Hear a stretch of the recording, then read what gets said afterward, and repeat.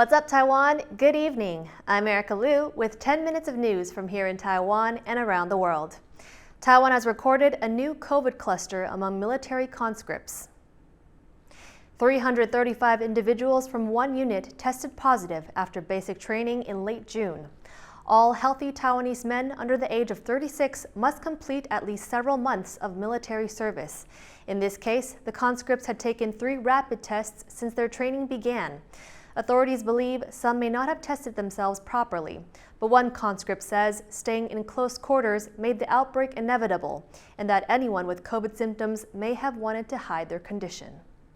只要你确诊，就是这几天的训练就会全部重来，就是还要再等下一批是全部重来，因为大家可能不想等下一批。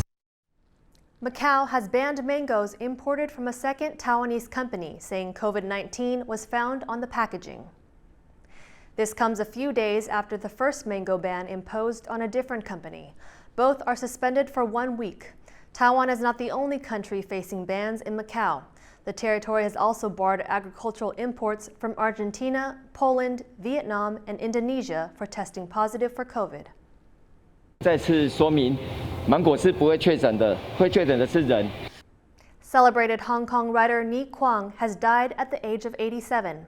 Ryan Kilpatrick has this report on an author beloved throughout the Chinese-speaking world. The loss of a legend. Kuang, a Hong Kong writer behind hundreds of novels and film scripts, has passed away, aged 87.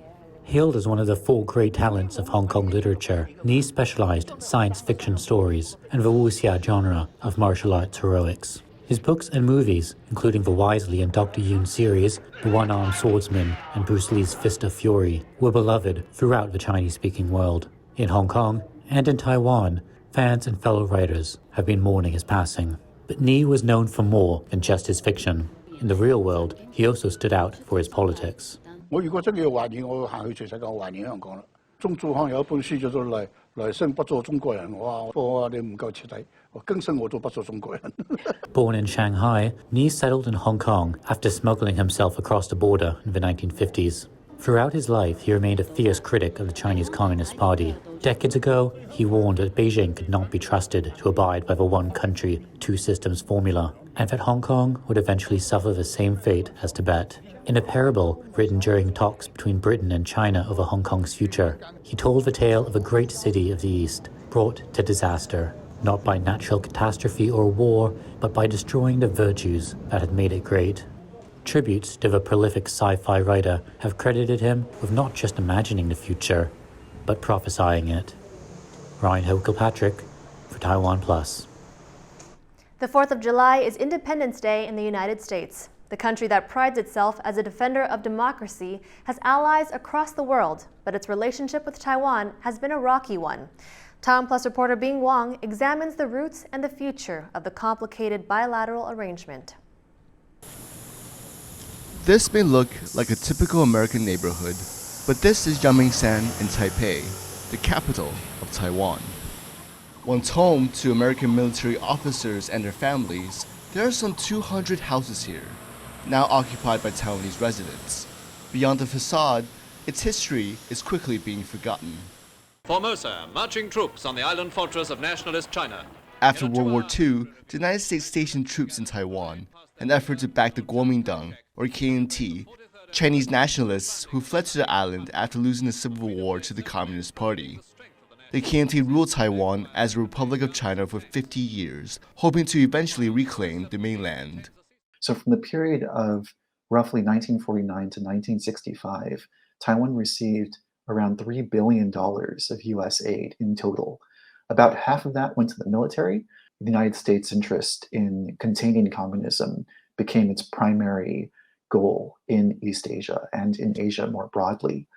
In 1972, to fracture the growing Communist Party of the Soviet Union, US President Nixon visited mainland China. This led to the US establishing formal ties with Beijing and severing relations with Taipei, pulling out its troops in 1979. This is one of the most iconic bridges here in Taipei. First built in 1964, it's named after American war hero General Douglas MacArthur. It's a reminder of the good relationship between the KMT government and the United States.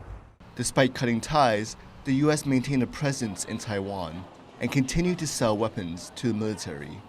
But relations with the ruling KMT soured, and the party's military leaders espoused closer ties with China on the grounds of a shared cultural identity. There were history classes and lessons in Mandarin, though people spoke Hokkien, and even after martial law was lifted, the KMT began to be seen as too pro-China. Number one, too many KMT members who are business persons making money in China. The other one is that some supporters are empathetic with China because of their national identity. Eventually, the KMT lost elections to the Democratic Progressive Party, or the DPP, which espoused a distinct Taiwanese identity and favors relations with the U.S. We are the party pro-U.S. The head of the KMT has been trying to regain voter confidence by renewing ties with the U.S. and recently opening a party office in Washington, D.C. But young Taiwanese are not looking to define themselves or their leadership by where they stand on China and the U.S., wanting to determine their own identity and their own future. 他不是保证说对台湾会保证我们的国家主权吗？但是怎么好像拜登上任之后又有一点摇摆不定的感觉。I don't know in the future if we change a party, we change a leader of Taiwan. I don't know if this kind of relationship will ruin or change. Recently, Beijing has stepped up its threat to take Taiwan by force, sending military planes into Taipei's air defense zone. The U.S. maintains diplomatic relations with Beijing and has stated it would not intervene militarily, but President Biden has suggested he would not stand by should Taiwan be attacked. For Taiwan's youth, defending the island's sovereignty is paramount. So should these houses again be filled with American troops, they're likely to face little resistance from the new generation of voters. Kama Xu and Bing Wang for TaiwanPlus. The 33rd Golden Melody Awards wrapped up this weekend with Singaporean singer Tanya Chua taking home the most trophies. She won 4 GMAs, including Album of the Year, Best Mandarin Album, Best Vocal Album Recording, and Best Mandarin Female Singer. It's her 4th win in the Best Mandarin Female Singer category, breaking a previous record set by Taiwan's Ame. In her acceptance speech, Chua said the awards gave her the strength to keep singing because she almost gave up on music. When she first started out, she could only sing in English and had to use the dictionary for Mandarin songs. Taiwan has long been a leader in Mandopop, so we asked music producer Alex Ni if the country has managed to keep its place. It's pretty much fair to say that China is already caught up now in 2022, if not surpassed Taiwan when it comes to the more technical things like I said, production, technique, and recording or engineering. But I think they still look to Taiwan when it comes to taste and culture. Taiwanese runner Lin Guanru has won gold in a 24-hour women's race in India.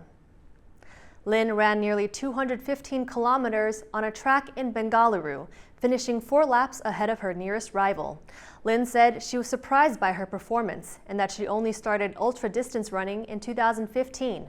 Both the Taiwan men's and women's teams won bronze. The event by the International Association of Ultra Runners was held for the first time since the start of the COVID pandemic. Taiwanese tennis player Angel Chan has advanced to the women's doubles quarterfinals at the Wimbledon Championships in London. Chan and her Japanese teammate Shuko Aoyama beat out an American duo in a tightly fought 3-set match to seal their place in the last 8. 28-year-old Chan reached a career-high doubles ranking of number 5 in the world after making 4 Grand Slam doubles finals. But she's still searching for her first victory at a major tournament. Thank you for watching What's Up Taiwan. Remember to download the TaiwanPlus app for more stories from Taiwan and around the world. Finally today, we leave with images of the National Palace Museum's southern branch in Taiwan's Jiayi County. The water dance and light show is in celebration of the summer season. I'm Erika Liu. Take care and see you next time.